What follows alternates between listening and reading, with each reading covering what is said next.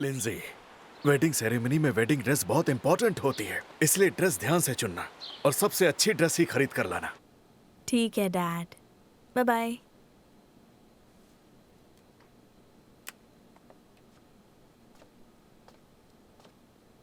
क्या बोले डैड?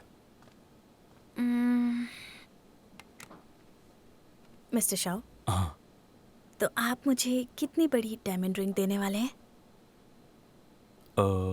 मैं अपना सब कुछ बेचकर बड़ी रिंग खरीदूंगा। सच में? हाँ। मुकरोगे तो नहीं ना? नहीं।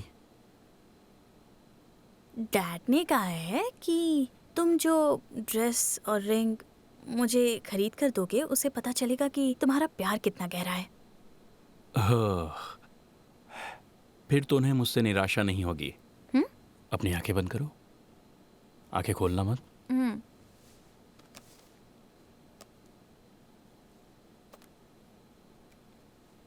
अब खोलो, देखो। मुझे अपना सैलरी कार्ड दे दिया, डर नहीं लगता? ये मेरी सैलरी कार्ड नहीं है, ये मेरी सेविंग कार्ड है।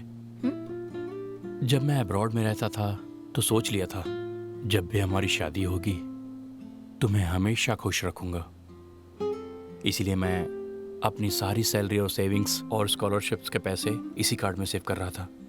इसलिए मुझ पर भरोसा रखो, तो मैं कभी तकलीफ नहीं दूंगा। पर अगर तुमने सारे पैसे मेरे लिए रिंग खरीदने में उड़ा दिए, तो फिर शादी के बाकी खर्चों का क्या होगा? कौन करेगा? मुझे करना होगा? नहीं। मुझे तुम इतने सिंसियर आदमी नहीं लगते। मैं बहुत सिंसियर हूँ, मुझे चाहे खुद को ना बेचना पड़ जाए, हमारी वेडिंग सबसे बेस्ट होगी। खुद को ही बेच दोगे तो मुझे कौन संभालेगा? तो बेचना कैंसिल।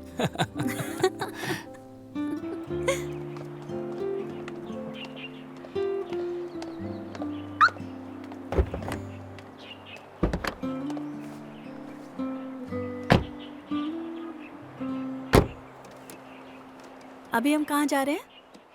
इस कार्ड से तुम्हारी मनपसंद की सारी चीजें खरीदने वाला हूँ आज। कुछ भी बात करते हो।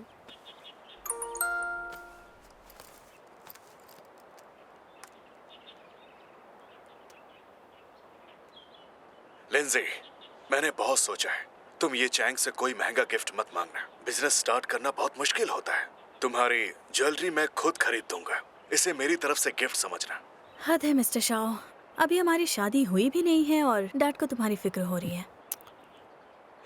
मैं कितना किस्मत वाला हूँ, मुझे इतने अच्छे ससुर जी मिले।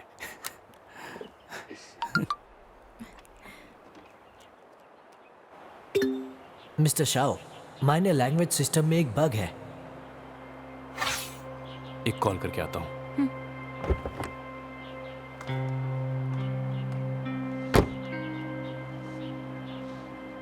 Hello mister Shao, Icelandic section में एक बड़ा प्रॉब्लम डिटेक्ट हुआ है। समझ नहीं आ रहा है कल हम एक्सपो के लीडर से कैसे डील करेंगे।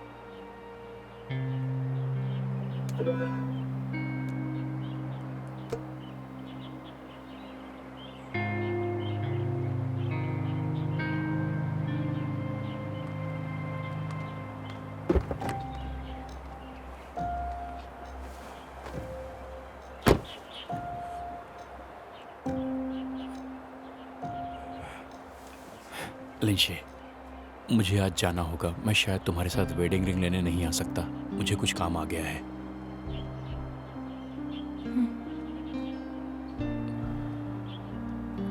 तुम मुझसे नाराज हो?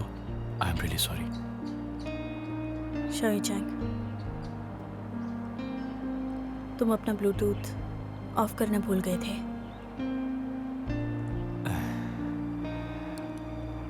फिक्र मत करो, मैंने कुछ नहीं सुना। ठीक है।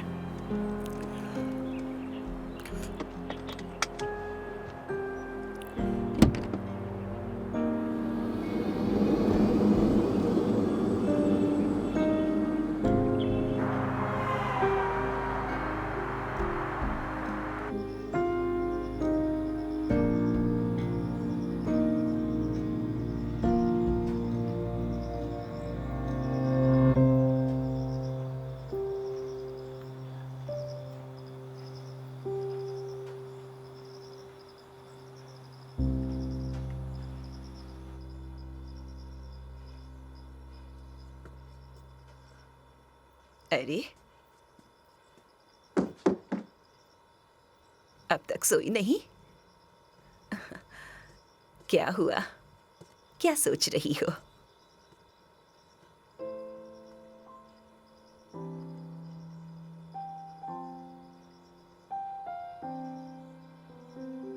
नानी,